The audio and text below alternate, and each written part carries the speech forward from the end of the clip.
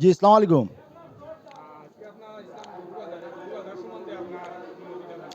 লালা বাজার হইলো আমরা একটা ঐতিহ্যবাহী লালা বাজার। এই লালা বাজার প্রতি বৎসরের ন্যায় এবারও লালা বাজার যারা আসিলদার যারা আছেন তারা সুন্দরভাবে একটা শৃঙ্খলাভাবে বাজার পরিচালনা তারা করতেছেন এবং আমাদের এখানে নিরাপত্তা যথেষ্ট নিরাপত্তা এখানে ব্যবস্থা করা হয়েছে। ভলেন্টিয়ার বাহিনী আছেন, এরপরে আমার প্রশাসনের ব্যবস্থাও আছে এখানে।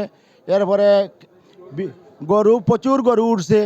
এবার লালাবাজার ট্যাংরা রোডে থাকি শুরু করি পুলে ব্রিজের মুখ থাকি বাসিয়া নদীর ব্রিজের মুখ থাকি লইয়া আমাদের বালকি গ্রামের প্রাথমিক বিদ্যালয় রোড পর্যন্ত গরু আছে। সেদিকে এই বালকি শাহিজাহি মসজিদের সামন পর্যন্ত গরু আছে। বাজারের ভিতরে প্রচুর গরু আছে।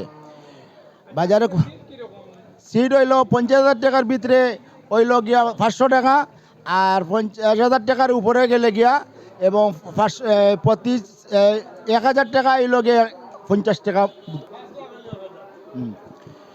50,000 টাকার গরু বিকলে 500 টাকা চিট, আর 50,000 টাকার উপরে এবং 1 লাখ হোক আর 1.5 লাখ টাকা হোক এগুলো হইল গিয়ে 1,000 টাকা।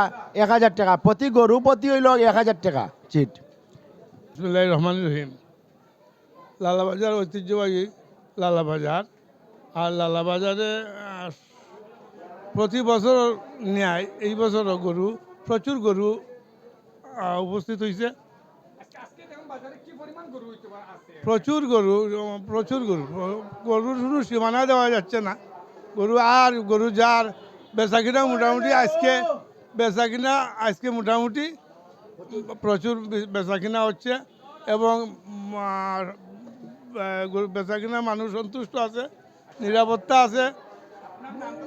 আমার নাম হলো আব্দুল মুমিন সোহেল মিয়া। আমি ওই এলাকার সন্তান।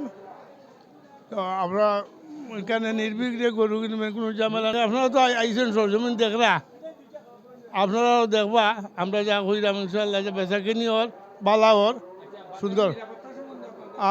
বাজারে যথেষ্ট নিরাপত্তা আছে, পরিবেশ ভালো আছে, কোনো সমস্যা নাই। এবং এখানে মানুষ প্রশাসন আছে, প্রশাসন যথাযথভাবে প্রশাসন অবস্থান করেন এবং কোনো আপত্তি নেই। আপনারা নির্বিঘ্নে গরু বেচা কিনা চলে।